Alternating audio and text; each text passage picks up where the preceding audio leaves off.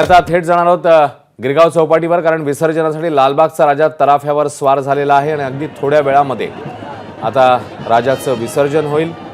लालबागच्या राजाच्या तराफ्यावर 5 scuba drivers आहेत, ज्यांच्या माध्यमातून हायड्रोलिक क्रेनच्या माध्यमातून हे विसर्जन पार पडेल। अभिषेक मुठाळ आपल्या सोबत आहेत ताजी माहिती द्यायला। अभिषेक, अश्विन, एकूणच पाहायचं तर लालबागच्या राजाचं विसर्जन हे आपल्याला थोड्याच वेळात होताना पाहायला मिळणार आहे। मात्र त्यापूर्वी तयारी जी आहे ती केली जाते आहे। प्रभावळ सध्याला काढण्यात आलेली आहे। एकूणच सजावटीचा संपूर्ण हा भाग असतो आणि ती सध्याला बाजूला करण्यात आलेली आहे आणि 5 स्कुबा डायव्हर्स आपल्याला या तराफ्यावर पाहायला मिळतात। हा संपूर्ण जर तराफा पाहायचा तर हायड्रोलिक पद्धतीनं हा संपूर्ण तराफा बनवण्यात आलेला आहे।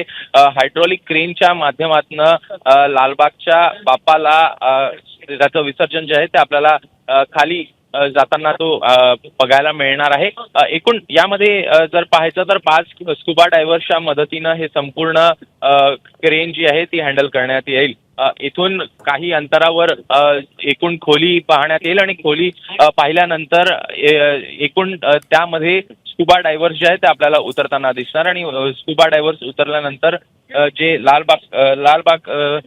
लालबागच्या राजाचं विसर्जन जे आहे ते आपल्याला होताना पाहायला मिळेल। मात्र आता पाहायचं तर सध्याला एकूण तराफा जो आहे तो पुढं सरकवण्यात येतो आहे।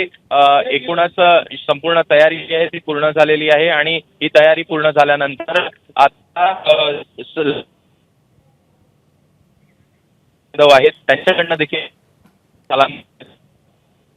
अभिषेक, तुझ्याकडनं ताजे अपडेट वेळोवेळी जाणून घेतच राहू। तुर्तास धन्यवाद। तेव्हा लालबागचा राजा विसर्जनासाठी तराफ्यावर स्वार झालेला आहे आणि काही वेळामध्येच या राजाचं विसर्जन होणार आहे। एबीपी माझा, उघडा डोळे बघा नीट।